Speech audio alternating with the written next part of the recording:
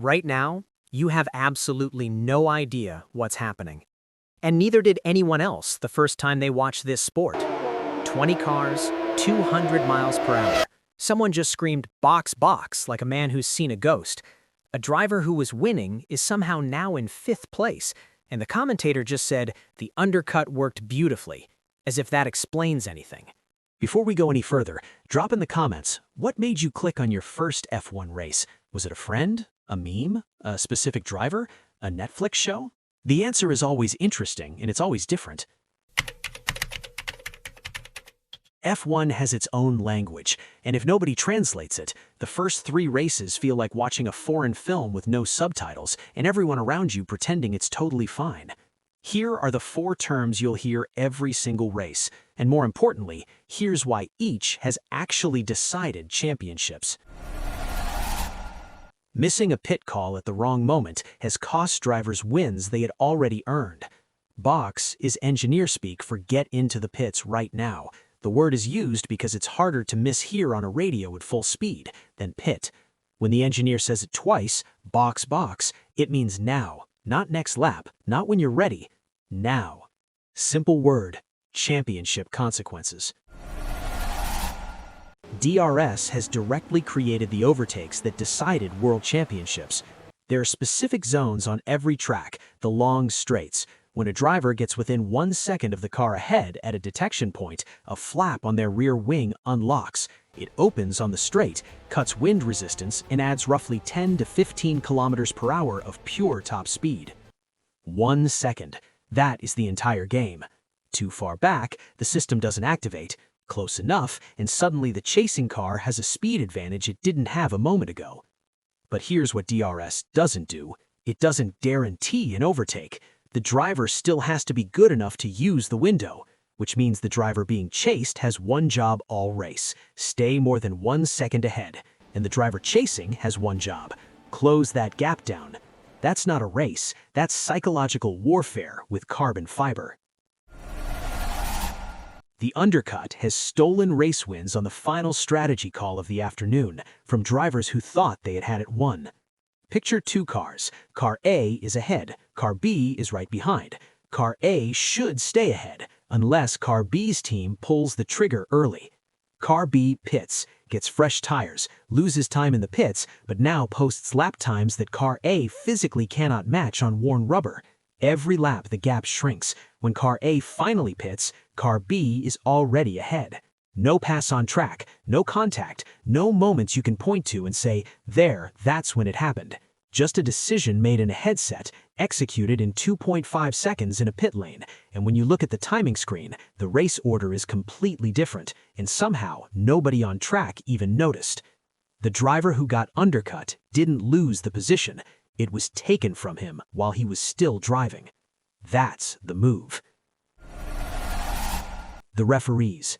They set the rules, police the technical regulations, and hand out penalties, time penalties added to your race result, or grid penalties that drop you backward for the next race.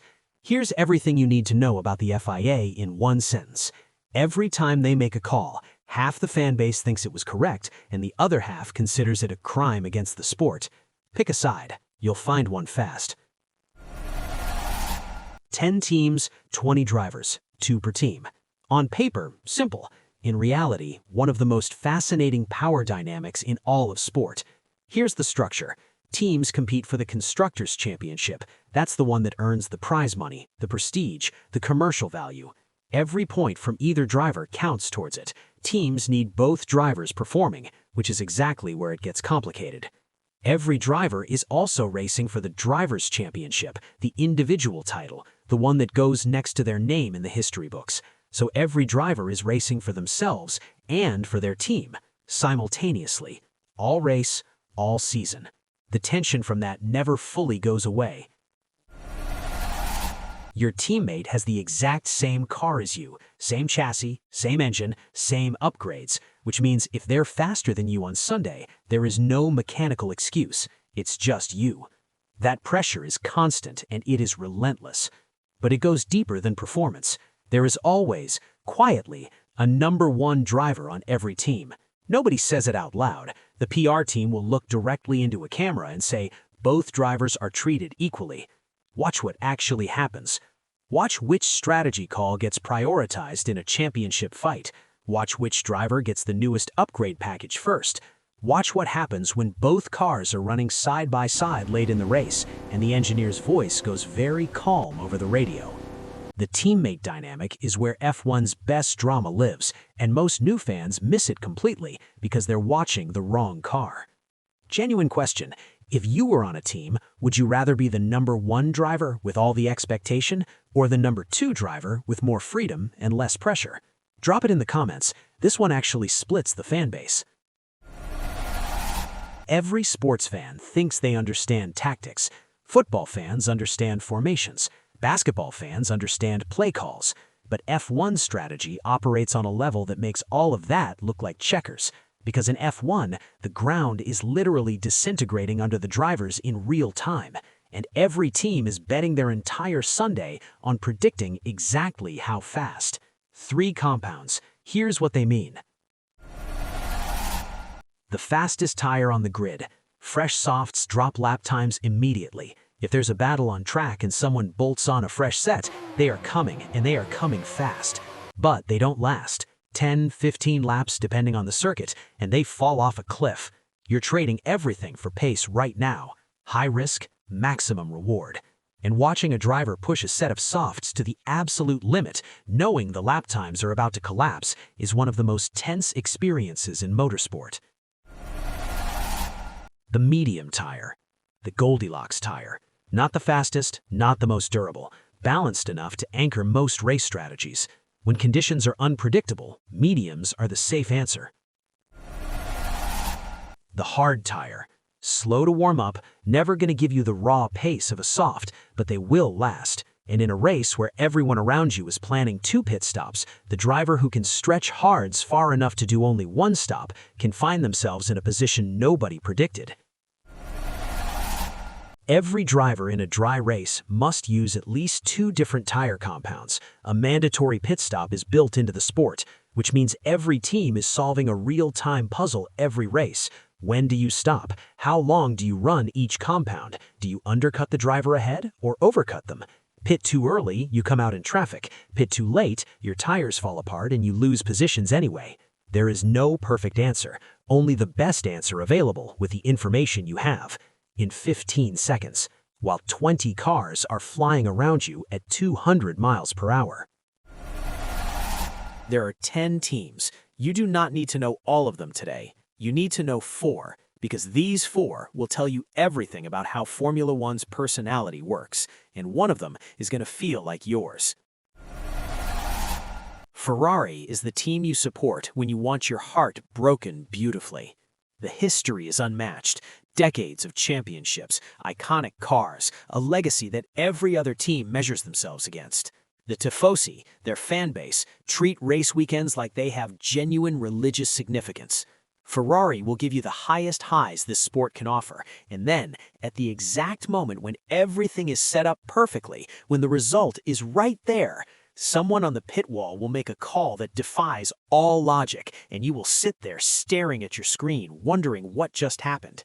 And you will still be back next race. That is what Ferrari does to people. It's not fandom, it's a condition. The current final boss. Clinical, fast, and built around an organizational culture that other teams spend years trying to replicate and never quite get there. Supporting Red Bull right now feels like supporting the house, which means when someone actually beats them, the entire paddock celebrates. We watched Mercedes dominate Formula One for nearly a decade, 8 consecutive Constructors' Championships, a dynasty so complete it almost felt inevitable. Then, the rules changed, the balance of power shifted, and now we watch one of the greatest teams in the sport's history fighting their way back to the top. That story, the fallen dynasty rebuilding, is worth following all by itself. Rich history, years of rebuilding, and recently, genuinely fast again. There's an energy around McLaren right now that has the entire paddock paying attention. New fans who pick McLaren are getting in at an interesting moment. The papaya orange is also impossible to miss on track, which, as a new fan, matters more than you'd think. Here is the thing nobody says clearly enough at the start. Formula One is not about the cars. Yes, they're engineering masterpieces. Yes, the technology is extraordinary, but that is not why people stay. People stay for the stories. The driver who came from nothing, raced every category below F1 on a minimal budget, and made it to the grid on pure talent. The engineer making a call in 10 seconds that wins or loses a race worth millions. The teammates who share a garage all season and barely speak. The championship that comes down to the very last lap of the very last race of the year. Both title contenders on track, the gap between them a single position, a single point. F1 rewards attention. The more you watch, the more you see. The lingo stops feeling foreign, the strategy starts making sense, the team politics become the subplot you follow obsessively from March to December. And then one Sunday, something will happen. A safety car at the exact wrong moment, an undercut nobody saw coming, a strategy call that makes no sense until suddenly it makes every sense.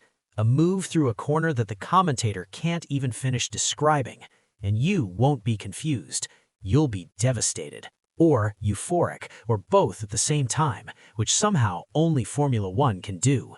And at some point, maybe that Sunday, maybe 3 races later, you'll try to explain to someone who hasn't watched it why you care this much about tire compounds, about radio calls, about a strategy decision made in 15 seconds that nobody outside this sport would understand. And you won't be able to explain it. You'll just tell them to watch one race. One.